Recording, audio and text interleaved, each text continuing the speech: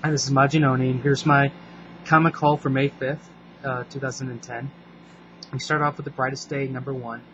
With all the different Brightest Day #1 titles that are coming out, to me this seems like it's actually number 10.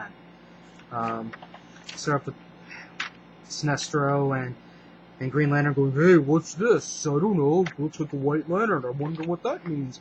And then it's insinuating that Deadman is going to play an important part with that. I think it's because, Deadman keeps it fresh. Then we have a scene with Aquaman and Mera. They save some kids from some pirate-type people.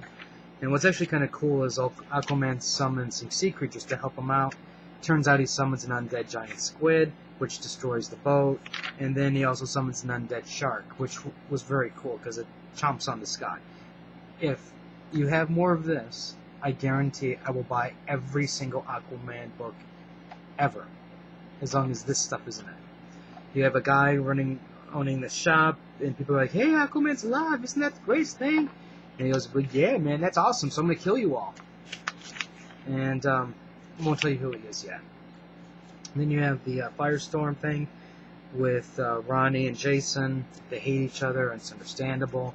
They can't separate, and the professor's gonna tell them why. Martian Manhunter brings life to Mars.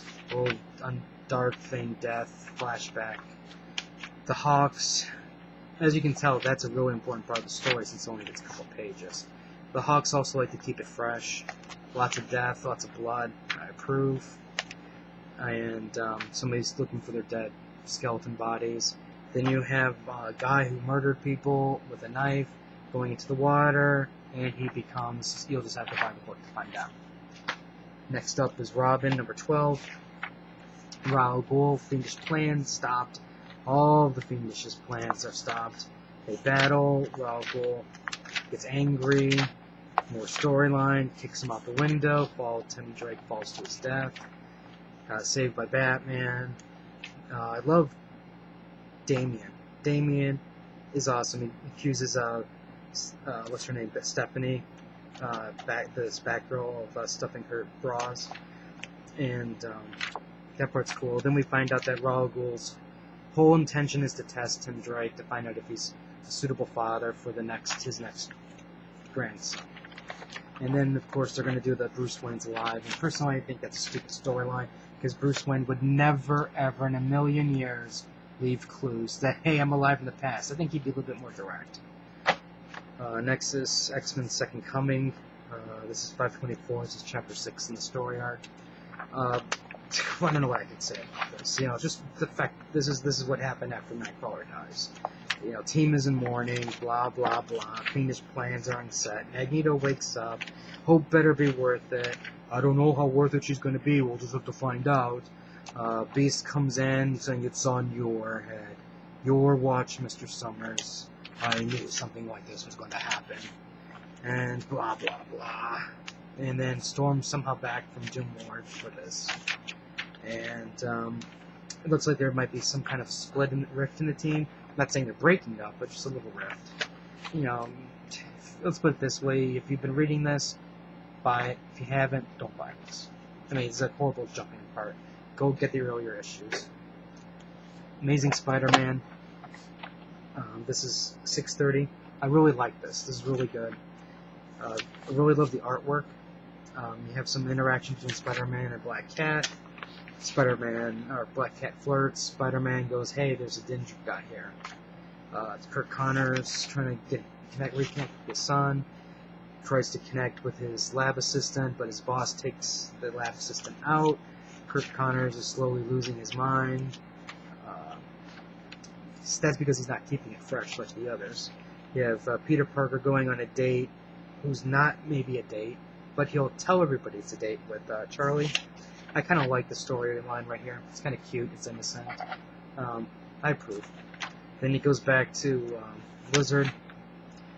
Confrontation with the boss. Tries to take his serum. Boss stops him, but the serum was actually to try to keep him from becoming a lizard. And he turns into a lizard. And I really like the artwork on this. This is really very, very cool lizard. I'm really gonna buy it. I'm gonna buy the next one. This one gets my stamp of approval. iZombie, it's a dollar zombie. I'm sorry, it's a dollar Vertigo book because it's a #1. It's by Michael Allred. If you remember him, he did I think it was Ecstatic, and I forgot his other book that he used to write. I think through Image. Girl Eats Zombie Brain, and I don't know, I haven't read it yet. The Boys. If you've been reading The Boys, you know exactly what you're getting into. Awesome title. War of Superman. I don't know why I bought it. I really don't. All I have to say is Lex Luthor sets into motion the war, body blows up, Kryptonians die, Superman, Supergirl cry, and a war started. I'm probably not going to buy the next issue. But, like I said, Superman readers will probably like it. New Ultimates, issue #2, another Loeb disaster. This doesn't have the same feel or vibe as the other one does, the Black Ops one. This part's cool with Khazar and the dragon and troll goblin people. Battle was really cool. Don't get enough of that. That makes me very sad. They need to take lessons from Aquaman. Enchantress does some Jedi mind trick on the women, and it's predictable what's going to happen next. Just have to wait for it, and they betray everybody. Valkyrie breaks the shield, and Cap's like, what? No. And Carol shoots Hawkeye in the face, which you know he's not dead, because she never shot him in the face. He probably dodged at the last second, and something like that. I don't know why I bought this. I really don't. But this is Second Coming, the Hellbound story arc, 1 of 3. I really like the artwork. But this is the story where Cyclops sends the team that goes into hell to retrieve her. Sends Cannonball to get the team together. He gets Pixie, even though she doesn't want to do it. He gets Dazzler, North Star, Volt. Who's that, Volt? Or Tranic, whatever her name is. And anyways, they go into hell. Dazzler needs help, and Gambit says Remy's not home, so he's reverting to his apocalypse side. I really like this part, the demons and whatnot, the battling, but I don't know why I bought this.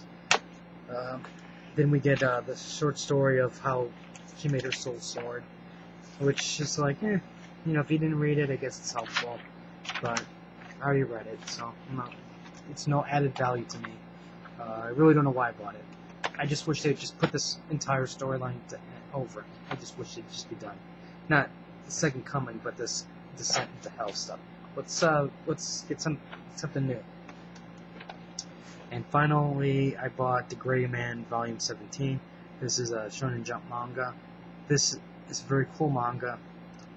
It's basically, the way I could best describe it is, imagine the church, and it's going after demons. And now, even though I say it's the church, I don't mean like you see priests running around trying to bless everybody. It's a lot more complicated than that, and it's not like that at all. Basically, they have exorcists, and the exorcists go out and save the world, and the exorcists all have different powers and abilities, and it's a little bit more complicated than I'm making it sound. Overall, it has some really good action. It's got some good humor. I just wish it would come out more often. It's on some kind of irregular schedule, but for the most part, I'm really enjoying it. And that's my comic haul. If you have any questions, comments, maybe you think I missed something that was really good, leave some comments, and until next time.